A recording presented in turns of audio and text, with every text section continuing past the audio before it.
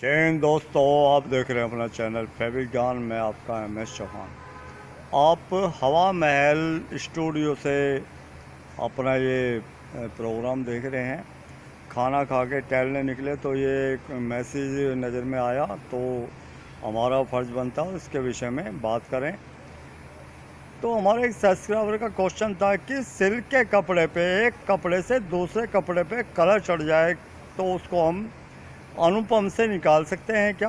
बिल्कुल निकाल सकते हैं, लेकिन इसको आप डायरेक्ट नहीं लगा सकते। इसको आपको लगाने के लिए यानी डिमेथिल फॉर्मामाइड DMF, जिसको अनुपम बोलते हैं, निकालने के लिए आपको जब भी सिल्क या इस टाइप के फैब्रिक के ऊपर लगाएं तो आप उसको पहले गीला करें या नीचे कोई वाइट कपड़ा तय लगा के 2-3 तय लगा के उसकी रखें, यानी उसके अंदर एक तरह का पानी की मात्रा होनी चाहिए।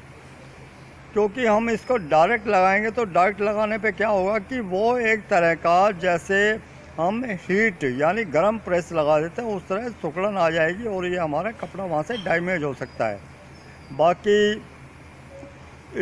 ऐसा कुछ नहीं होता कि हम किसी भी केमिकल को यूज़ करते हैं तो हर एक के अपने बेनिफिट होते हैं। सिल्क के ऊपर सिल्क का जो कलर होता है, सिल्क का कलर है वो बहुत फास्ट होता है। इसमें दो चीज़ होती है, एक कि प्योर सिल्क है कि चाइनीज़ सिल्क, यानी जिसको मैन मेड बोलते हैं, डुप्लीकेसी इस टाइप की। तो उसमें क्या है, जब प्योर सिल्क वाइट, वो भी वाइट के ऊपर कोई भी क्लोरीन केमिकल उस पर यूज़ करते हैं, जिसमें ब्लीचिंग पाउडर, उस पर रिफ्लेक्स या उस पर हाइपोक्लोराइड वगैरह यूज़ करते हैं, तो उसमें एक पीलापन आ जाता है। तो उस पीलेपन, ये सिल्क की पहचान होती है अगर वो प्योर सिल्क है तो। बाकी इसके जो कलर होते हैं फास्ट होते हैं। और सबसे बड़ी बात क्या है कि सिल्क के ऊपर जैसे ऑयल के दाग, इंक के दाग, या इसमें ग्रीस के दाग, या इस टाइप के कोई सब्जी वगैरह के जो दाग लग जाते हैं, चटनी वगैरह के दाग, वो आराम से निकल जाते हैं वॉशिंग करने पे, कोई इसमें दिक्कत नहीं होती।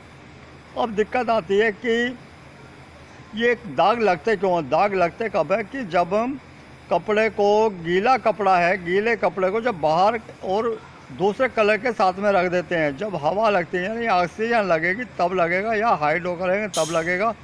पानी के अंदर कभी दाग नहीं चढ़ता एक दूसरे के ऊपर। तो उसके लिए हमें जब भी कपड़े वॉश करें तो उसको चयन करें उसका कि सबसे पहले वाइट, उसके बाद लाइट कलर के, उसके बाद डार्क कलर के। और बाकी जो सिल्क, वुलन या होजरी इस टाइप के जो कपड़े होते हैं, उनको अलग से उसका वॉशिंग की जाए, उसका ट्रीटमेंट किया जाए।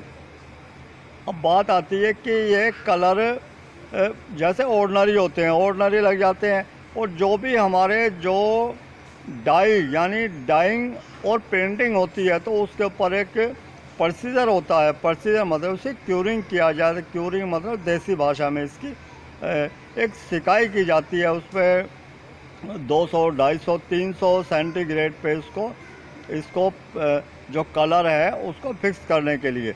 बाकी जो ऑर्डनरी लग गया तो ऑर्डनरी लग गया, उसको निकलने में ज़्यादा दिक्कत नहीं होती। सबसे पहले जब भी कोई इस टाइप का कपड़े का कलर चढ़ता तो हमें कोशिश ये करनी चाहिए, सादा पानी से निकालने की कोशिश करें।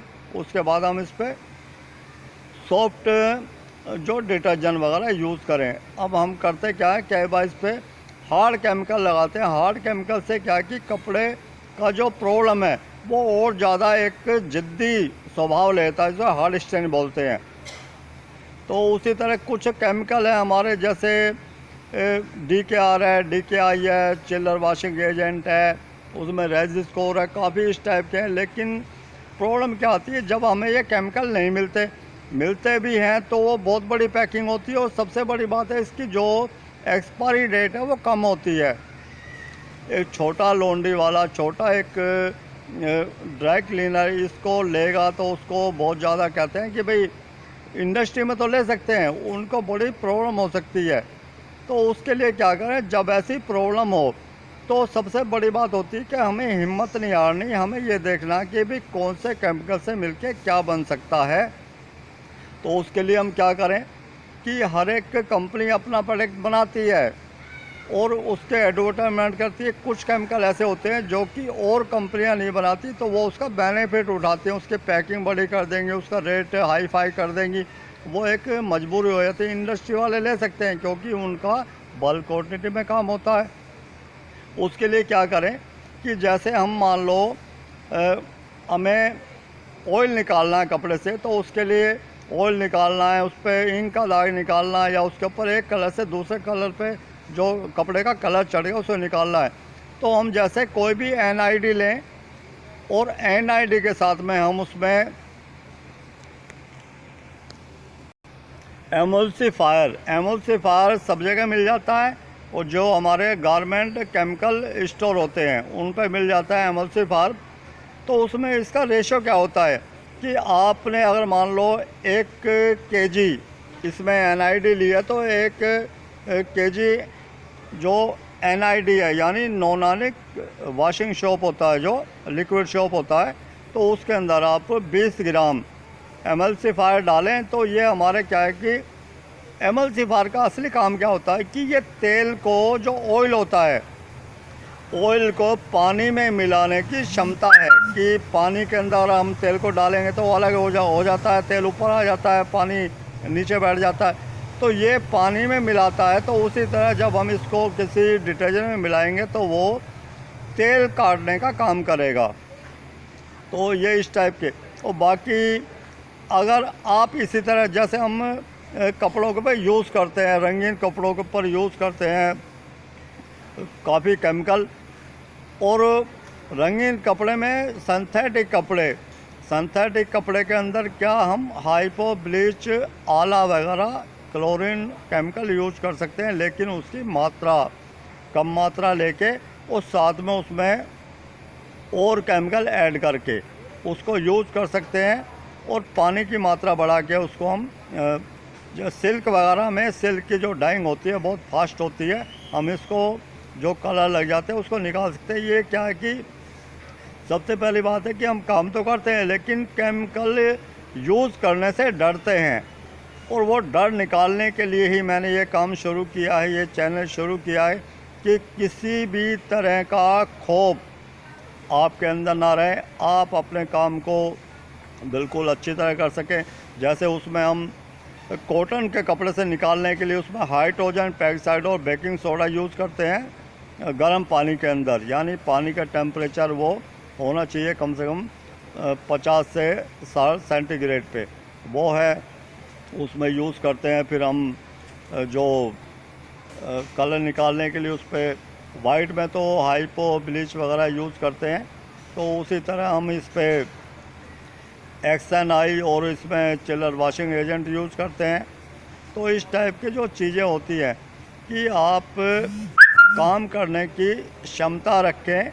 और बाकी काफ़ी लोग कहते हैं कि काम से पहले पैसे देखें कि आपके पास कितनी पूंजी, क्योंकि काफ़ी लोग एक जाल लिए घूमते रहते हैं अपने शिकार को ढूंढने के लिए कि कहाँ शिकार मिले। उनका असली मोटिव होता है पैसा ऐंठना, यानी उनको एक तरह का देसी भाषा में उनको एक क्या परिभाषा समझ में नहीं आ रही कि उनका असली मकसद होता है कि सिर्फ पैसे से मतलब होता है, उन्हें किसी से मतलब नहीं है कि क्या है या क्या नहीं है।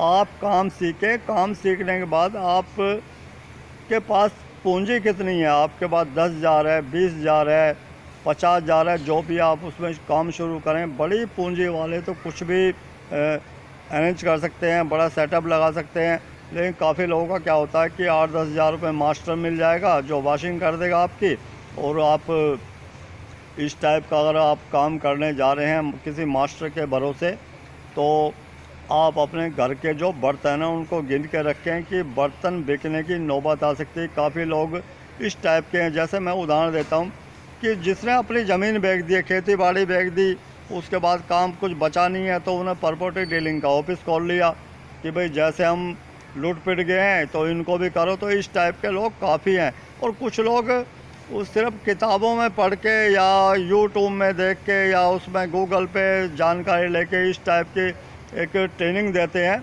तो उनसे होशियार रहें आप। आपको काम करने की क्षमता होनी चाहिए, बाकी उसमें ना मशीनों की ज़रूरत है। मशीनें काम करती हैं, केमिकल काम करते हैं, लेकिन वो होता है कपड़े की क्वांटिटी, उसका जो काम है, काम करने की जो क्वांटिटी, कपड़े ज़्यादा हैं तो आपको मशीन की आवश्यकता पड़ेगी। आप जो घर में यूज़ होती है 8-10 केजी की मशीन, वो भी यूज़ कर सकते हैं।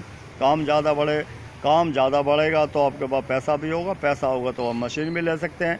तो ये जो छोटी छोटी बारीकियां हैं उनको ध्यान में रख के आप काम कई हमारे सर्च का क्वेश्चन आता है कि काम कहाँ से सीखें।